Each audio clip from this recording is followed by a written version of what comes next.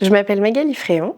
J'ai rejoint WeMind en 2021, janvier 2021, donc ça fait un peu plus de 3 ans. Moi, je suis une grande passionnée de cuisine. J'adore faire à manger, découvrir des nouvelles choses, des nouvelles saveurs. J'aime beaucoup le yoga aussi. Ça fait 10 ans que je pratique le yoga et depuis que j'habite à Nantes, là, depuis 2 ans, je me suis mis au surf aussi. Donc ça, c'est mon trio infernal ressources que j'adore. En fait, WeMind, c'est la mutuelle des indépendants. Elle accompagne toute la partie vraiment couverture santé, donc tout le volet protection sociale de la partie mutuelle, comment je rembourse mes soins, jusqu'à le maintien des revenus en cas d'arrêt maladie.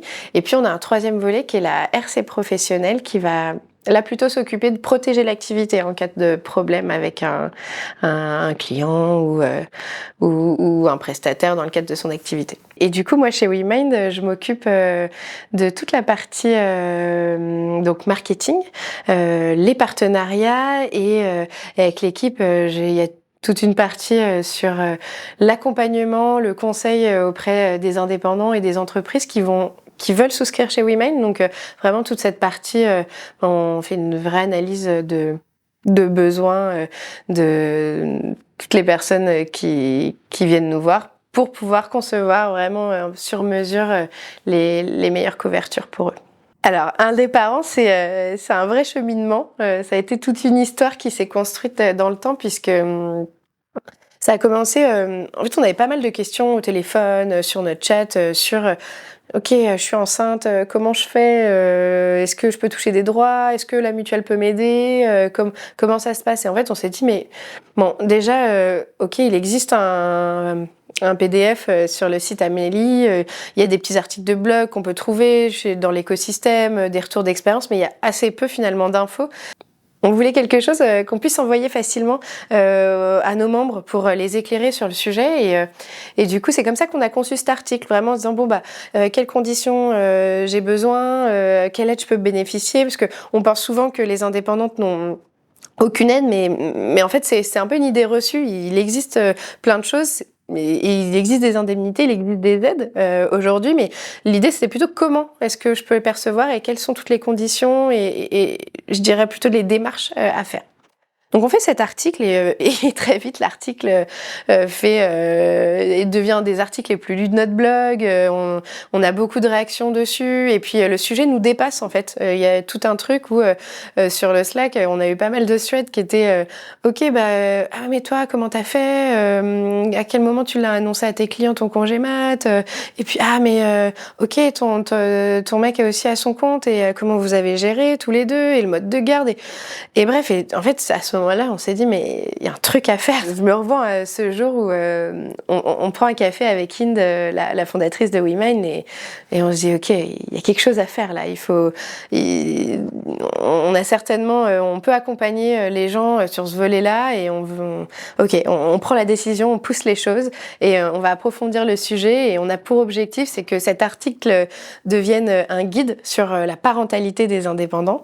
Et pour ça, moi, j'ai eu besoin d'aller rencontrer des personnes pour en faire quelque chose de très concret, basé sur des retours d'expérience, du vécu, enfin quelque chose de très pratico-pratique. C'était depuis le départ, s'il y a un truc qui guide, c'est ça, c'est l'aspect très concret qu'on voulait donner à un guide finalement pour pouvoir accompagner et donner plein d'infos aux indépendants. Est-ce que c'est comme ça que on l'a nommé très vite, ça a paru assez naturel, indépendants, parents. Bon bah en fait, c'est une communauté d'indépendants que j'ai été et avec qui on a travaillé.